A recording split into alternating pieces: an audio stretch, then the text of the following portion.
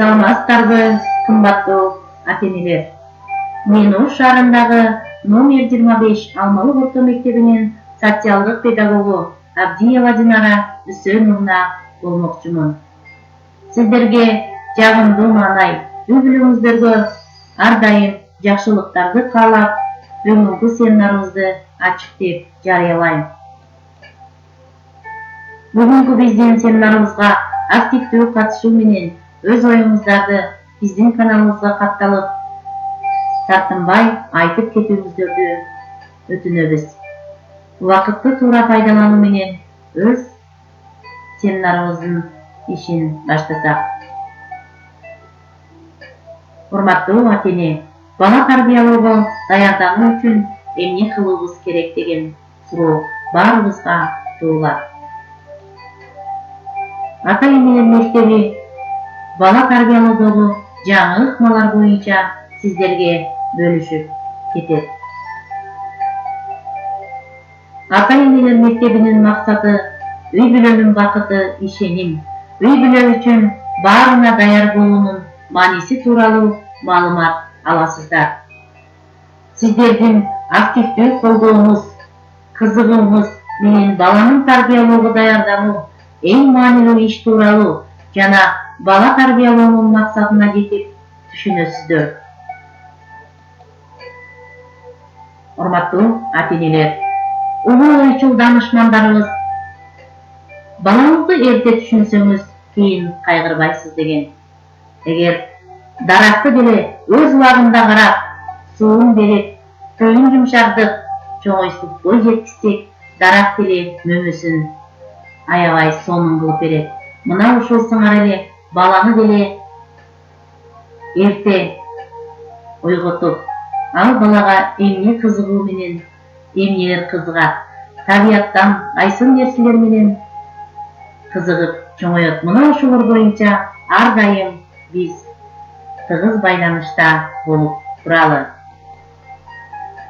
Ар бир адамдын өзүнчө бир инсан экенин, ата, апа, кыз жана уулдун түрдүү мамилеге муктаж экендигин табияттан кабыл алуу деп билели. Урматтуу ата-эне, төмөндөгү сүрөттөргө көңүлүңүздөрдү бурсак, ар бир инсан баласын өз кучагына алып китебин окуп берсе, сабагын биргеликте даярдаса, анда баланын мээрими күндөн күнгө чексиз болуп барат дейт биздин ата-энелерибиз. Чоң эне чоң аталарыбыз деле балаңды аркаңдан көтөрбөй,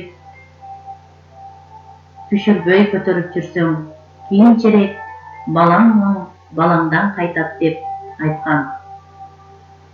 Ошол сыңар эле баланы биргеликте сабагын даярдап, биргеликте китеп окуп, өз боорубузга кысып, бала менен көбүрөөк тыгыз байланышта бололу.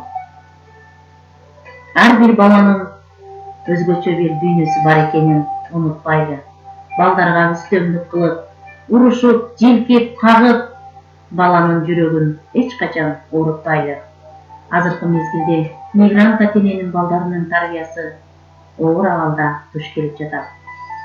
Мына ушул максатта урматтуу президентибиз Сооронбай Шарипович балдарды колдоо жылы деп быйылкы жылы балдарды өтө колдоо менен баарыбыз жакшы иштерди аткарып келе жатабыз. Урматтуу ата-энелер, сиздерге милдет катары айтып кетебиз. Унутпаңыз, балаңыз сиз эмес, ал өзүнчө бир дүйнө.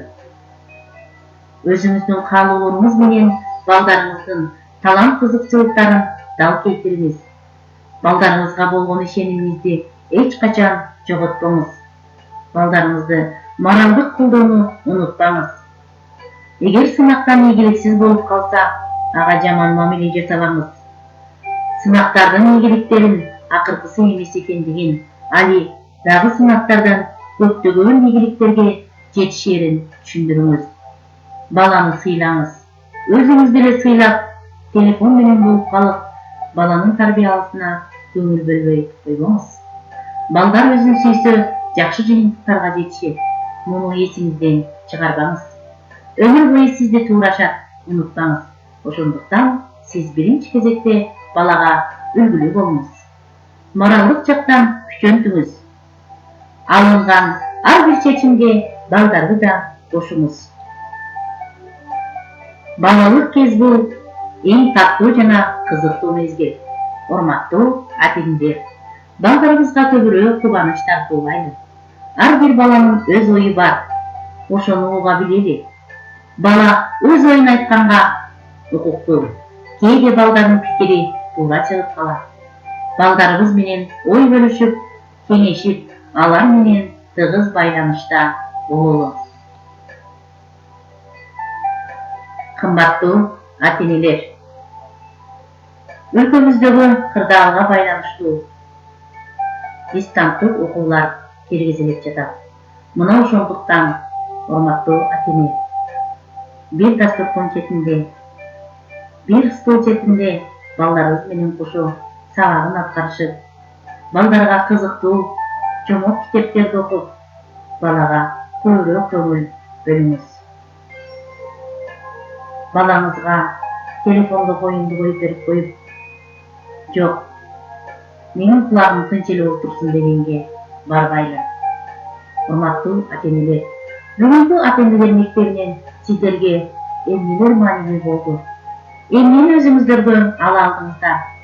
Бул сиздердин жүрөгүңүзгө барып ып тийген рефлексия дүүлүгү кандай түрткү болду? Мына ошолор боюнча биздин баракчаларыбызга өз ойлоруңуздарды калтырып кетүүңүздөрдү суранабыз. Кымбаттуу ата-энелер, кайрадан жолугушканча колун бурганыңыздар үчүн чоң рахмат. Сиздер менен Динара Абдиева болду.